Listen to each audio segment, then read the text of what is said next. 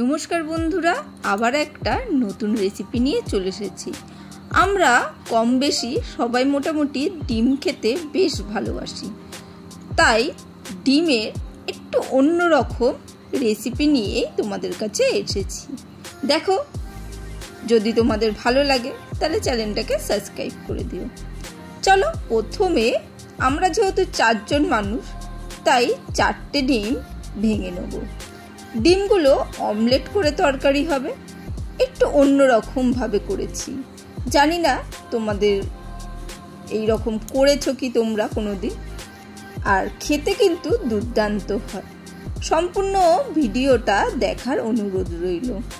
জানি সবার টাইম নেই বেশি বড় ভিডিও দেখা, কিন্তু একটু কিছু শিখতে গেলে একটু সম্পূর্ণ দেখতে হয়। আমরা যারা জানি কম বেশি একটু রান্না, সবাই মোটামুটি পারি, একটু আধটু দেখে মোটামুটি বুঝে নিতেই পারি। চলো, আশা ছাড়া তো যাবে না, আশা করলাম তোমরা পুরো ভিডিওটা দেখবে। ডিমগুলো ফাটিয়ে নিয়েছি, একটু রঙের জন্যে হলুদ গুঁড়ো দিয়ে দিলাম, তোমরা দিতেও পারো নাও দিতে পারো। একটু লবণও দিয়ে দিলাম। লবণ আর হলুদ গুঁড়ো দিয়ে ডিমটাকে ভালো করে ফেটিয়ে নিতে হবে, খুব সুন্দর করে ফেটিয়ে নিতে হবে, যাতে ডিমের মধ্যে হলুদ এবং লবণটা ভালো করে গুলে ভেতরে মিশে যায়। না হলে তলায় কিন্তু লবণটা পড়ে থাকে, ভাজার সময় এক জায়গায় হয়ে যেতে পারে। তারপরে অল্প একটু তেল দিয়ে নিয়েছি, তেল দিয়ে ডিমটাকে ছেড়ে দেবো। এর ভেতর সম্পূর্ণ ডিমটাই দিয়ে দেবো। একটা একটা করে ভেজেও করা যাবে আর এইভাবেও করা যাবে। এরপরে গ্যাসের ফ্লেমটা একটু লো করে দিয়েছি, দিয়ে ডিমটা এইভাবে নাড়িয়ে নিলাম। নাড়িয়ে নিয়ে এবারে মিডিয়াম ফ্লেম দিয়ে গ্যাসটাকে মিডিয়াম ফ্লেমে রেখে দেবো, আর ডিমটাকে চাপা দিয়ে দেবো। একটা কিছু দিয়ে চাপা দিয়ে ওই 2 মিনিট অপেক্ষা করবে, ব্যাস। তারপরে আবার ঢাকনা খুলে দেখবে ডিমটা কি দারুণ ফুলে গেছে। এরপরে আস্তে আস্তে এপাশ দিয়ে ওই পাশ দিয়ে ঘোরালেই দেখবে ডিমটা বেশ উঠে আসছে। ওপরে যদি একটু পাতলা থাকে কোনো অসুবিধে নেই, দেখতেই পেলে তলায় সেটা চলে গেল। এইভাবে উল্টে দেবে। এরপরে ব্যাস আবার সামান্য ওই 2 থেকে 3 সেকেন্ড গুনে খুলে দেবে। তারপরে এইভাবে দেখবে ফুলে উঠেছে। আমরা যেহেতু 4 জন মানুষ, 4টে ডিম নিয়েছি, খুন্তি দিয়ে এইভাবে আস্তে আস্তে করে কেটে নিতে হবে। হ্যাঁ, ডিম ভেজে এইভাবে তরকারি অনেকেই করো, মোটামুটি আমাদের বাঙালিদের ঘরে এইরকম চলে, কিন্তু রেসিপিটার একটু অন্য মশলা রয়েছে, সেইভাবে যদি করো মনে হয় ভালো লাগবে। চলো, 4টে টুকরো করে নিয়েছি। এবারে ডিমগুলোকে তুলে নেবো একটা জায়গায়। তারপরে মশলা করার পালা। মশলায় কি কি দিচ্ছি, একটা টমেটো নিয়েছি, 4-5টা কাজু নিয়েছি, এখানে একটু পোস্ত নিয়েছি, একটু রসুন আর কয়েকটা কাঁচা লঙ্কা, ওই তোমাদের যেরকম ঝাল খাবে সেইভাবে। ওইটাকে একসাথে পেস্ট করে নেব। এরপরে ওই কড়াইতে সামান্য তেল দিয়ে দিয়েছি, দিয়ে একটা ছোট পেঁয়াজ টুকরো করে নিয়েছি, কুচি করে নিয়েছি, সেইটাকে দিয়ে দিলাম তেলের মধ্যে। এরপরে কি আস্তে আস্তে নাড়তে থাকবো। দেখো, নেড়ে একটু হালকা ভাজা হয়ে এসেছে, বেশ পিঙ্ক কালার হয়ে গেছে। ওর মধ্যে সামান্য একটু লবণ দিয়ে দিলাম। সামান্য লবণ দিলে কি হবে, পেঁয়াজগুলো খুব তাড়াতাড়ি নরম হয়ে যাবে। এরপরে ভালো করে নাড়াচাড়া করে নেব।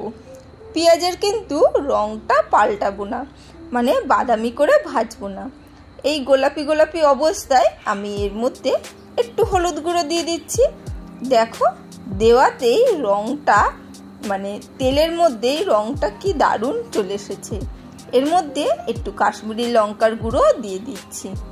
পেঁয়াজটা কিন্তু মিডিয়াম ফ্লেমে ভাজতে হবে হালকা করে। দেখো তেলের একটা দারুণ একটা কিন্তু রং এসে গেছে।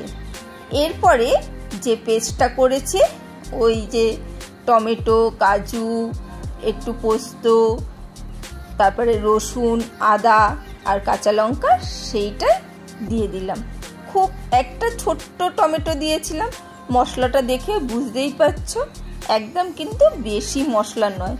সেটাকে দিয়ে ভালো করে নাড়াচাড়া করব, যাতে মানে সব মশলার কাঁচা গন্ধটা চলে যায়।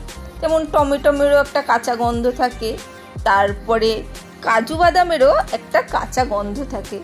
ভালো করে না কষলে সেই গন্ধগুলো কিন্তু আসবে, তাতে মশলার টেস্টটা কিন্তু সুন্দরভাবে আসবে না। সেই জন্যে সুন্দরভাবে একটু কষে নিতে হবে। আর গ্যাসের ফ্লেমটা অবশ্যই মিডিয়াম রেখে কষতে হবে, না হলে কিন্তু মশলাটা পুড়ে যাবে, ভালো করে কষা হয়ে উঠবে না।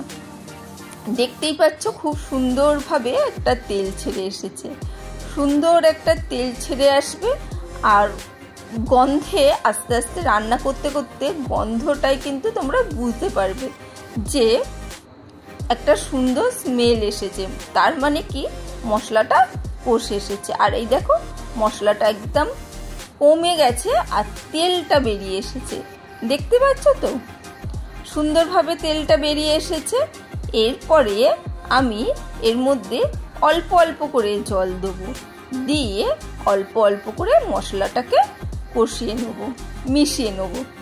তারপরে আবার বাদবাকি জলটা দেবো।